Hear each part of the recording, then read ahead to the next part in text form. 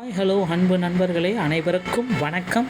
இன்றைக்கி நாம் எந்த வீடியோவில் எதை பற்றி பார்க்க போகிறோம் அப்படின்னு பார்த்தீங்கன்னா, விவசாய பெருமக்களுக்கு வந்திருக்கக்கூடிய மகிழ்ச்சியான செய்திகளை இந்த வீடியோவில் பார்க்கலாம். விவசாய பெருமக்களுக்கு தற்சமயம் பயிர்க்கடன்கள் முழுமையாக தள்ளுபடி செய்யப்படும் அப்படின்றத அரசு குறிப்பிட்டு சொல்லியிருக்காங்க. தமிழகத்துடைய பட்ஜெட்டில் இதையும் தாக்கல் செஞ்சுருக்காங்க.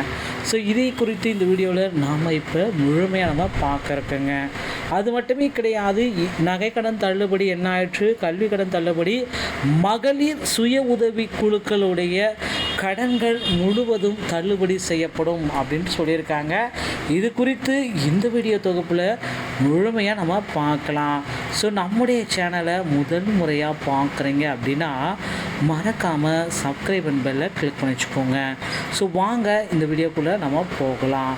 தமிழகத்தில் பயிர்க்கடன், ஸோ விவசாயிகளுடைய கடன்களை தமிழக அரசு தள்ளுபடி செய்ய இருக்காங்க.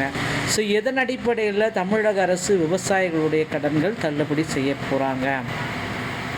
ஸோ விவசாய பெருமக்கள் பார்த்திங்கன்னா நாளுக்கு நாள் அதிகரித்து காணப்படுகிறாங்க தமிழகம் முழுவதும். ஸோ இந்த விவசாய பெருமக்களுடைய கடன்களை அரசு உடனடியாக தள்ளுபடி செய்யப்படும் அப்படின்றது குறிப்பிட்டு சொல்லியிருக்காங்க. தமிழகம் முழுவதும் விவசாயிகளுடைய கூட்டுறவுத்துறையில் வாங்கியிருக்கக்கூடிய அந்த கடன்களை தமிழக அரசு விரைவில் தள்ளுபடி செய்யும். இந்த நகை கடன்களை தள்ளுபடி செய்த போல விவசாய கடன், பயிர்க்கடன் அனைத்தையுமே தள்ளுபடி செய்ய போகிறாங்க. ஸோ ரேஷன் கார்டு இருப்பவர்களுக்கு மட்டுமா அந்த தள்ளுபடி அப்படின்றதையும் கேள்விக்குறியாக இருக்குது.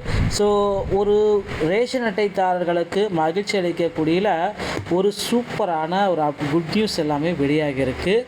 ஸோ அது யாருக்கெல்லாம் ஹாப்பி நியூஸாக இருக்க போகுது, கூடுதல் விவரம் தெரிஞ்சுக்கணும் அப்படின்னு நினைங்கன்னா ஸோ வீடியோவை ஸ்கிப் பண்ணாமல் பாருங்கள். அப்போ தான் தெளிவாக உங்களுக்கு புரியும். ஃபஸ்ட் டைமாக இப்போ தான் பார்க்குறீங்க அப்படின்னா நம்முடைய சேனலை மறக்காமல் சப்ஸ்கிரைப் பண்ண பெல்லில் கிளிக் பண்ணி வச்சுக்கோங்க.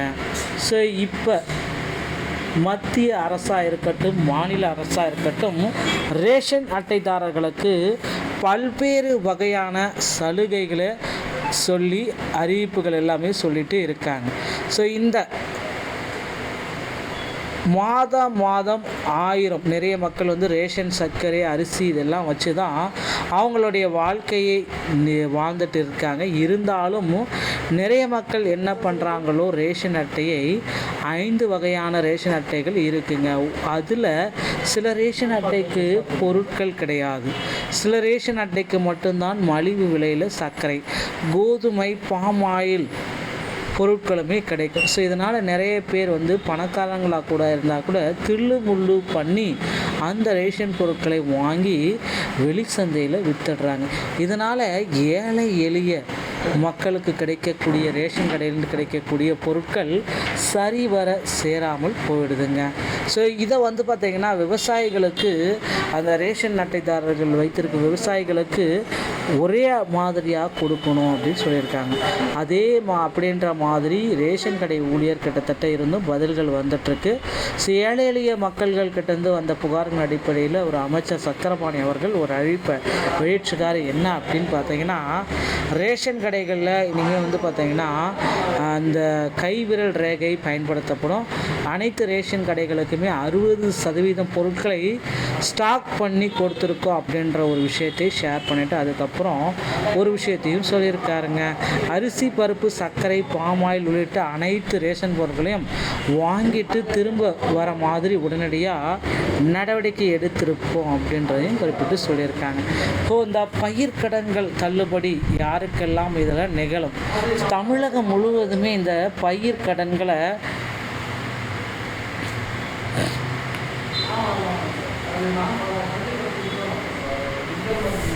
ஸோ இந்த பயிர்க்கடன்கள் பார்த்திங்கன்னா 3 லட்சத்திலிருந்து 5 லட்சம் வரை தமிழகம் முழுவதுமே வாங்கப்பட்டுட்டு வராங்க.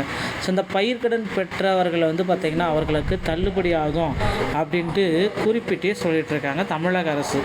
தமிழக அரசு என்ன குறிப்பிட்டு சொல்கிறாங்க அப்படின்னு பார்த்திங்கன்னா, தமிழகம் முழுவதும் பயிர்க்கடன்களை சாகுபடி நாங்கள் தள்ளுபடியாக கொண்டு வருவோம் அப்படின்றது குறிப்பிட்டு சொல்லியிருக்காங்க. தமிழகத்தில் கிட்டத்தட்ட முதற்கட்டமாக ஒரு 60,000லேருந்து 1,00,000 மக்களுக்கு முழுவதும் 100% பயிர்க்கடனை தள்ளுபடி கொடுத்துடலாம் அப்படின்ற அளவுக்கு யோசிச்சுட்ருக்காங்க. ஸோ இரண்டாம் கட்டமாக வந்து பார்த்திங்கன்னா ஒரு 20% விட்டுட்டு 80% கொடுக்கலாம். மூன்றாம் கட்டமாக வந்து பார்த்திங்கன்னா 90% கொடுத்துடலாம், அடுத்து 100% திரும்பவும் கொடுக்கலாம் அப்படின்ட்டு பயிர்க்கடன் தள்ளுபடியோடைய லிஸ்ட்டஸ் எல்லாமே எடுத்துகிட்ருக்காங்க. தமிழகம் முழுவதும் லிஸ்ட்டஸ் எல்லாமே ப்ரிப்பரேஷன் பணிகள் போயிட்டுருக்குங்க. ஸோ இந்த ப்ரிப்ரேஷன்ஸ் எல்லாமே ஸ்டார்ட் பண்ணி முடிக்கிறதுக்குள்ளே பயிர்க்கடன்கள் தள்ளுபடி பட்டியலை வெளியிட்டுருவாங்க. அந்த பயிர்க்கடன் தள்ளுபடியை பொறுத்து வந்து பார்த்திங்கன்னா இவர்களுக்கு பயிர்க்கடன் கிடைக்கும், இவர்களுக்கு கிடைக்காது, இத்தனை லட்சம் இவர்களுக்கு கிடைக்கும், 5லிருந்து 3 லட்சம். ஸோ 3 லட்சம் வரைக்கும் வந்து பார்த்திங்கன்னா இப்போவே நார்மலாகவே இந்த வட்டி இல்லா கடன்களை கூட்டுறவு வங்கியில் மற்றும் 17 வகையான வட்டிகளில் விவசாயிகளுக்கு வழங்கப்பட்டு வருகிறதுங்க. ஸோ தமிழ்நாடு விவசாய அடையாள எண்ணை பொறுத்த வரைக்கும் கால அவகாசமும் நீட்டிச்சிருக்காங்க. ஸோ இந்த விவசாய அடையாள எண்ணை நீங்கள் பெறணும் அப்படின்றதுக்கு அதற்குண்டான கால அவகாசமும் தற்சமயம் நீட்டிப்புகளும் செஞ்சுருக்காங்க. தமிழகம் முழுவதுமே விவசாய பெருமக்களுக்கு அரசு ஒரு அதிரடியான மகிழ்ச்சியான செய்தியை ரெடியாக வச்சுருக்குங்க. என்ன சார் அந்த செய்தி அதுன்றதை நீங்கள் தெரிஞ்சுக்கணும், ஓகேங்களா? ஸோ கண்டிப்பாக வந்து பார்த்திங்கன்னா கோல்டு லோன் தள்ளுபடி செய்ய போகிறாங்க, ஓகேங்களா? தமிழகத்தில் நீங்கள் கோல்டு வந்து பேங்க்கில் கூட்டுறவு பேங்க்கில் வச்சுருக்கீங்க அப்படின்னா இந்த 5 சவரனுக்கு மிகாமல் வைத்திருக்கும் பட்சத்தில் முழுவதுமாக உங்களுக்கு தள்ளுபடி கிடைக்கும். ஸோ பயிர்க்கடனை பொறுத்த வரைக்கும் 5 லட்சத்துக்கு உள்ள நீங்கள் கடன் வாங்கியிருந்தீங்க அப்படின்னா முழுவதுமாக தள்ளுபடி கிடைக்கும்.